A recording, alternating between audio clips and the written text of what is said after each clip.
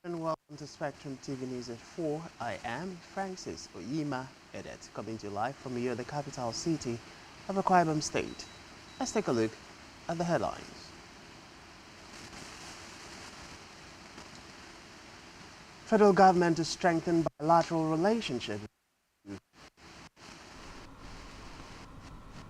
Reps to investigate Umwahi's concrete road technology. Plus, China fumes as U.S. vetoes UN resolution on Israel-Hamas war. We'll bring you details of these stories and more in a moment.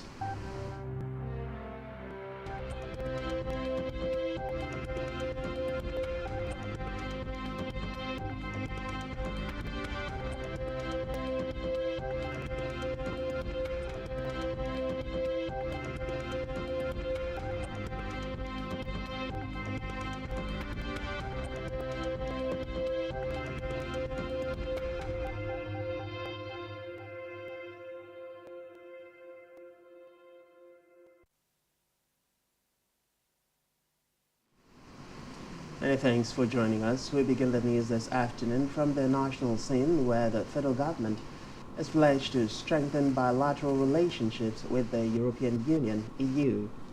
The Minister of Budget and Economic Planning, Atiku Bagudu, said this at the EU-Nigeria Strategic Dialogue meeting in Abuja today. Bagudu expresses enthusiasm that the dialogue happened at the take-up of the current administration in the country for proper articulation and consolidation of priorities in the partnership. Bagudu said within the framework of the Nigerian National Development Plan NDP 2021 through 2025 and the renewed hope agenda of President Ahmed Bola Tinubu was a commitment to focus investment to propel Nigeria to lasting security, sustainable stability and shared prosperity. He said that the focused investments were expected to harness the potential of Nigerians for productivity, economic growth, and development. Move to the Green Chambers, where the House of Representatives has resolved to investigate the adoption of concrete technology for road construction as ordered by the Minister of Works, Dave Umahi. This is a sequel to a motion moved by Zainab Bukar today. In the motion, Bukar said the adoption of concrete technology for roads could have significant cost implications for contractors. She said the minister is pushing for the adoption of the road construction system without adequate study of the comparative implications. The lawmaker expressed concerns that the Minister of Works' new policy on cement concrete pavement adoption without in-depth studies of the comparative advantages and disadvantages with asphalt may contradict technical specifications, potentially leading to contract breaches and potential arbitration and litigation during a challenging economic time.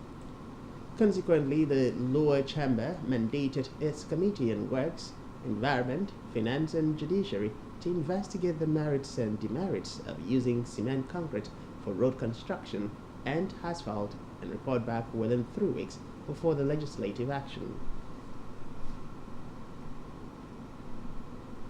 Meanwhile, the chairman, House of Representatives Committee on University Education, Abubakar Falata, has called for salary increments for primary, secondary, and university teachers. The chairman said that teachers should earn 250,000 naira, 500,000 naira, and 1 million naira respectively as monthly remuneration. Falata was speaking at a one-day national stakeholders workshop on the development of a roadmap for the Nigerian education sector 2023 through 2027 in Abuja today.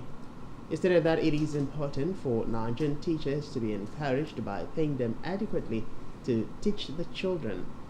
Also, he stressed the need to translate all subject textbooks into local languages so as to catch up with the world.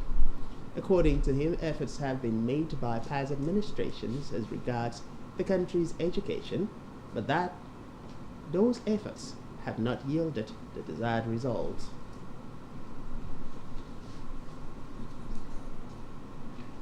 Move now to Nigeria's leader, President Bola Ahmed Tinubu, who has directed the Federal Ministry of Education to stagger the takeoff of some of the federal tertiary institutions established by the previous administration. The Minister of Education, Dr. Maman Tahir, who disclosed this to journalists at the State House Abuja after meeting with President Tinubu, explained that the decision was based on some considerations, including funding. Tahir told journalists at the briefing that he visited the president to update him on developments in his ministry, including issues surrounding a stakeholders conference scheduled for today, appointments of heads of agencies and boards of tertiary institutions. Speaking on the plan for takeoff of the federal institutions established towards the end of the Muhammadu Buhari's administration, Tahir said there are about 6 specialized institutions which focus on areas like education, agriculture, and medicine.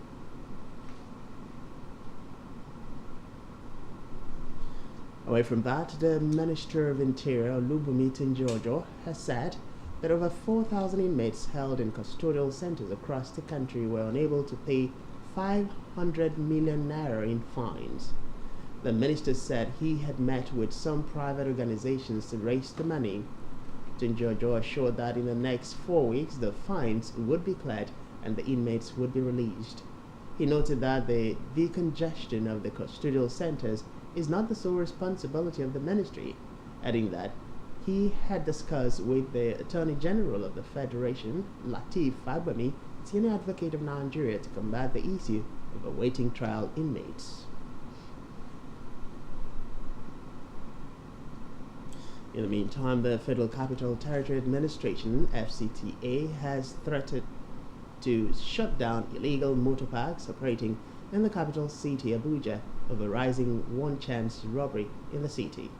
Minister of the FCT, Nyesom Wike, made this known during a chat with journalists in his office in Abuja. Wike, while noting that there have been reported cases of one-chance robbery and kidnapping in Abuja for weeks, said a joint task force on cross-border crimes has been set up to tackle the security menace called one-chance robbery. The former governor of Rivers State also blamed the rising crime in the capital city on illegal motor parks and uncompleted buildings used as dens by criminals.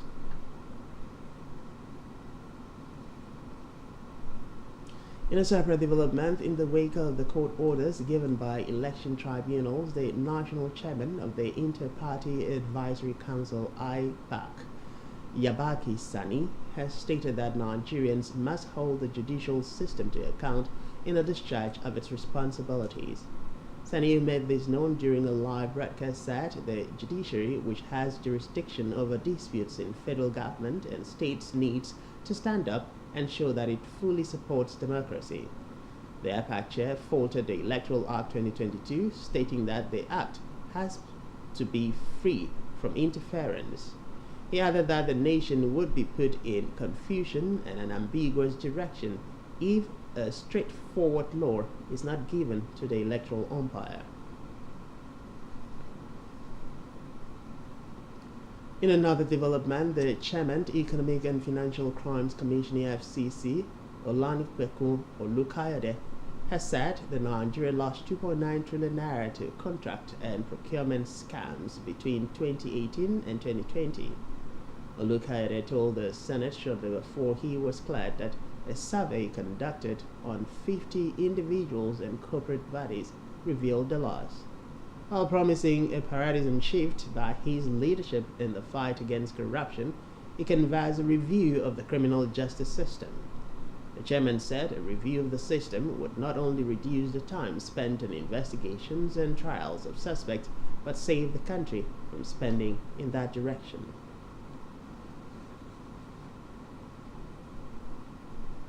Elsewhere, the Nigerian Correctional Service (NCOS) has dismissed 2 personnel and sanctioned 35 orders for misconduct. This is contained in a statement by the Service Public Relations Officer (SPRO) Abubakar Umar. Umar said the dismissal was part of efforts to ensure discipline among personnel and entrench international best practices. He noted that the officers were sanctioned for misconduct ranging from trafficking in contrabands, unauthorized absence from duty, stealing, negligence of duty, criminal conspiracy, as well as aiding and abetting.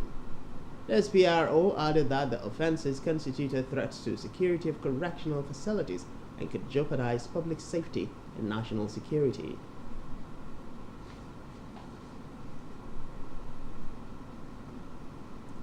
Move now to Africa, where Gabon's military leader, General Brice Nguema, has said that he is giving up his salary as president and will only receive a wage as commander of the Republican Guard.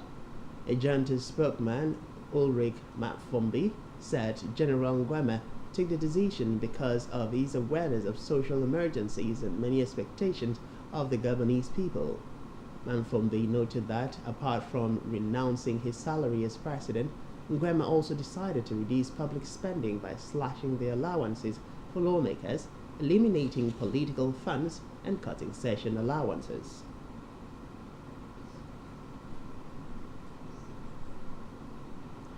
Still in Africa, South African President Cyril Ramaphosa and Ukrainian leader Volodymyr Zelensky have affirmed their shared desire for a peaceful resolution to the Russia-Ukraine conflict. In a statement, the South African presidency noted that the two had talked at the request of the Ukrainian president. According to the statement, Ramaphosa also committed his country's commitment to activate engagement in the African Peace Initiative, presented earlier this year by 7 African leaders as a possible basis for peace. He also committed to the participation of South Africa for talks in the peace formula outlined by Ukraine, which is held at the level of national security advisors.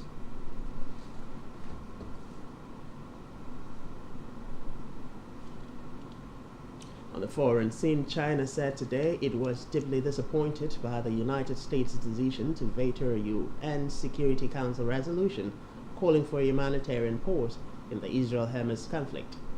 For 12 days, Israel has carried out a withering bombardment of the Gaza Strip in retaliation for the killings of 1,400 people who were shot, mutilated, or burned to death in shock cross-border attacks launched by Hamas on October 7th. According to health officials, more than 3,470 people have been killed in Gaza as a result of Israeli airstrikes. Meanwhile, Gazans combed through the debris of the devastated hospital, collecting the bodies of the dead in the battered enclave on Wednesday, hours after a strike killed hundreds sheltering at the facility. Still on the foreign scene, the EU has announced probes today into Facebook on Meta and TikTok, seeking more details on the measures they have taken to stop the spread of illegal content and disinformation after the Hamas attack on Israel. The European Commission said it had sent formal requests for information to Meta and TikTok respectively in what is a first procedure launched under the EU's new law on digital content. The EU launched a similar probe into billionaire mogul Elon Musk's social media platform X, formerly Twitter, last week. The Commission said the request to Meta related to the dissemination and amplification of illegal content and disinformation around the Hamas-Israel conflict. In a separate statement, it said it wanted to know more about TikTok's efforts against the spreading of terrorist and violent content and hate speech. The EU's executive arm added that it wanted more information from Meta on its mitigation measures to protect the integrity of elections.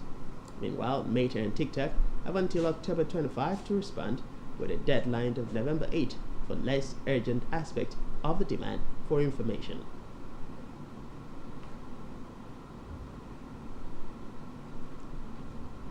Still to come in the news, Alcaraz sidelined with back foot injuries. Stay with us.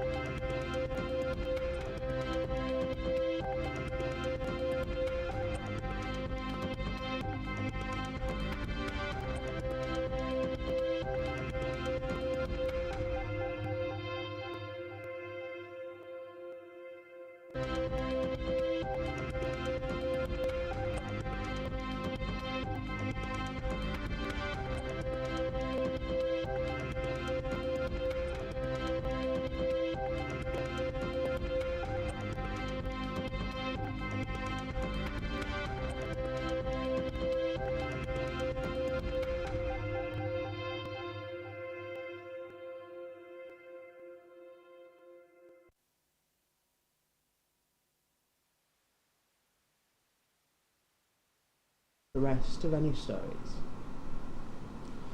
On our business news, the federal government, through the Rural Electrification Agency REA, in partnership with NG Energy Access Nigeria and a subsidiary of Cross Boundary Access, is set to bring clean and stable electricity to 15 rural communities spread across Nigeria.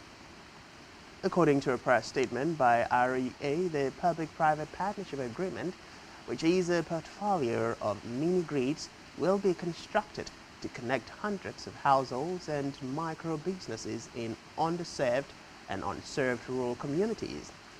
The initiative, the agency said, reflects the commitment of President Tinubu's administration to enhance power supply and increase access to reliable electricity for the communities.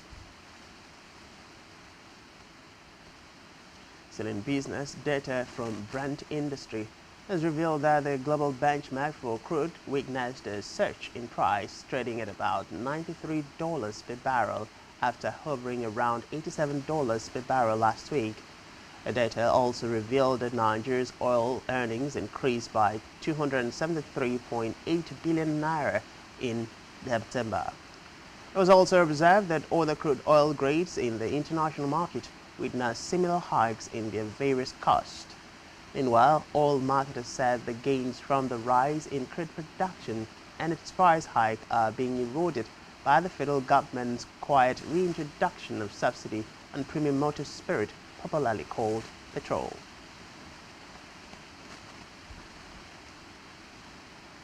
To hold now, where the Oyo State government has vowed to deal decisively with individuals who defecate in the open and indiscriminately dump refuse. The State Commissioner for Information and Orientation, Dr. Oyelade, met this known at a two-day media dialogue on open defecation free in the southwest states held in Ibadan. He said the move to penalize open defecators and indiscriminate dumping of refuse was part of efforts aimed at achieving the national target of ending open defecation in Nigeria by 2027.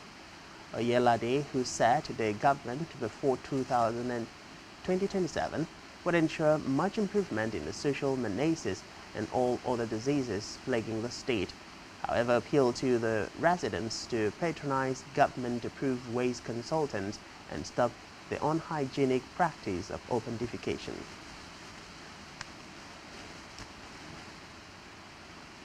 Still in hell, the Ogun State government has announced plans to chlorinate wells in some parts of the state following the outbreak of cholera in 3 different local government areas.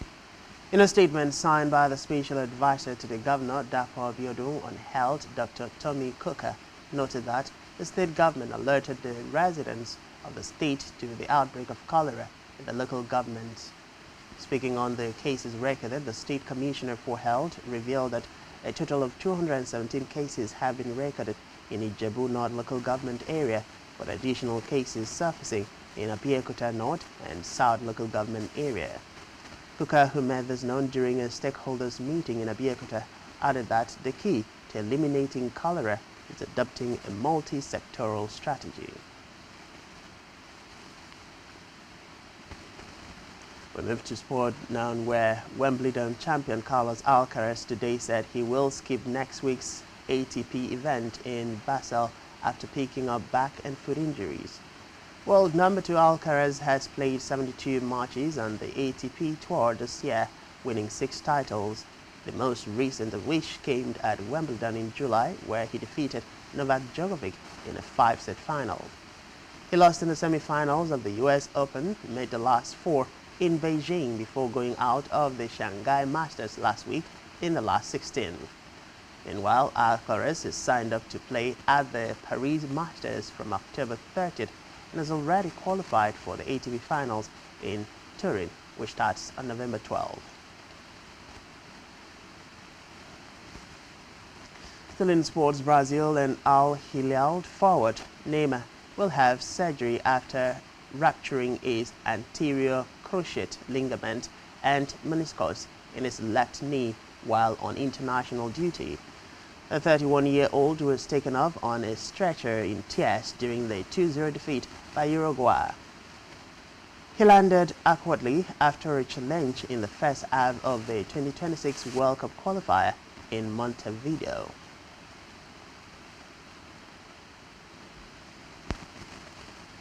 On our entertainment news, veteran Nollywood actor Kanayo has blasted Reno Mokri, a former media aide to ex-President Goodluck Jonathan, for dragging the presidential candidate of the Labour Party, Peter Obi, into actor Mr. Ibu's ill health. Recall that veteran comic actor John Okafor, popularly known as Mr. Ibu, on Wednesday took to the internet to seek public assistance as he battles an undisclosed ailment that may cost him his leg. Reacting to the viral video on his X handle, Reno Mokri called out Peter Obi to pay the medical bills for the ailing actor. He stated that Mr. Ibu had endorsed and campaigned for Obi as his preferred candidate during the 2023 general elections, and as a result, the LP flag bearer must help the actor in his time of need. Reacting to Mokri's post, Kanayo, in a clip shared on his Instagram page today, condemned the former presidential aide, describing him as wicked. Kanayo stated that giving is personal and should not be used to indict others.